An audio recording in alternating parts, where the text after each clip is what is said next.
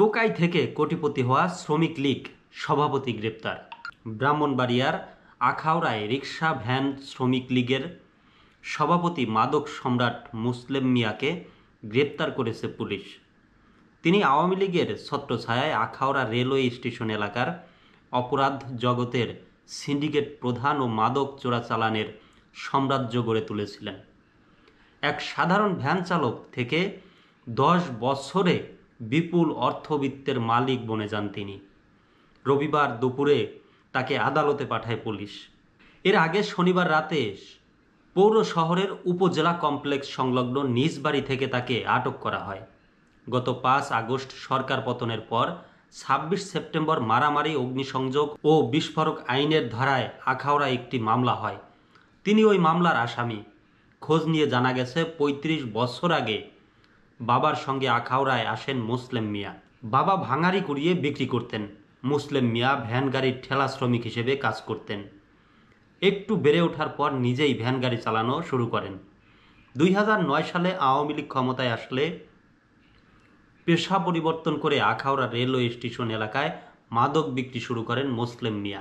এরপর তার ভাগ্যের চাকা ঘুরতে থাকে। ভ্যান চালক হিসেবে জীবিকা শুরু করলেও তিনি ছিলেন রেলওয়ে স্টেশন এলাকার অঘোষিত মাদক চোরাচালানের সম্রাট।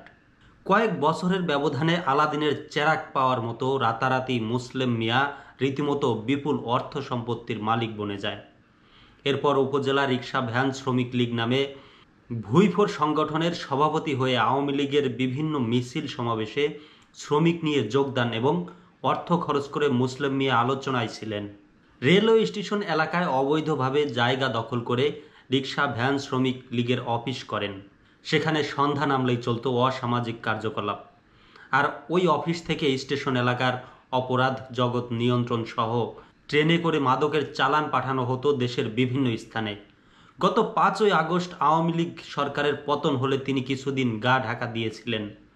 বিভিন্ন সূত্রে জানা গেছে সাধারণ ভ্যান শ্রমিক থেকে কয়েক বছরে পৌর শহরের কলেজপাড়া এবং উপজেলা কমপ্লেক্সের সংলগ্ন এলাকায় 4টি জায়গার মালিক হয়েছেন তিনি। 2টি পাকা বাড়ি করেছেন। একটিতে তিনি থাকেন, আরেকটি ভাড়া দেওয়া। বাকি 2টি প্লট খালি রয়েছে। গ্রামের বাড়ি ব্রাহ্মণবাড়িয়া সদর উপজেলার ঘাটিয়ারা গ্রামে বেশ কিছু চাষের জমি কিনেছেন। পৈতৃক ভিটায় পাকা বিল্ডিং করেছেন। এছাড়াও নগদ টাকার মালিক হয়েছেন তিনি। আখাউড়া থানার officer in charge OC Mohammad Abul Hashim বলেন, আটক মুসলেম মিয়া মারামারি, অগ্নিসংযোগ ও বিস্ফোরক আইনের মামলার আসামি। তাকে আদালতে পাঠানো হয়েছে।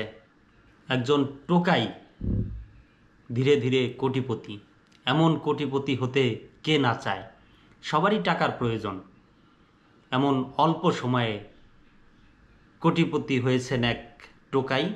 তিনি মাদকের সাম্রাজ্য গড়ে তুলেছিলেন এবং টোকাইয়ের পরে ভ্যান কিছু টাকা উপার্জন করে ভ্যান চালানো শুরু করে। তারপরে ভ্যান চালানো থেকে আস্তে আস্তে মাদক সাম্রাজ্য গড়ে তোলেন। তারপর টাকা পয়সা দিয়ে দলে যোগ দেন বা শ্রমিক সংগঠন তৈরি করেন। শ্রমিক একত্রিত করে টাকা পয়সা খরচ করে শ্রমিক লীগের সভাপতি হয়ে যান এবং পরে কোটি কোটি টাকার মালিক হয়ে যান।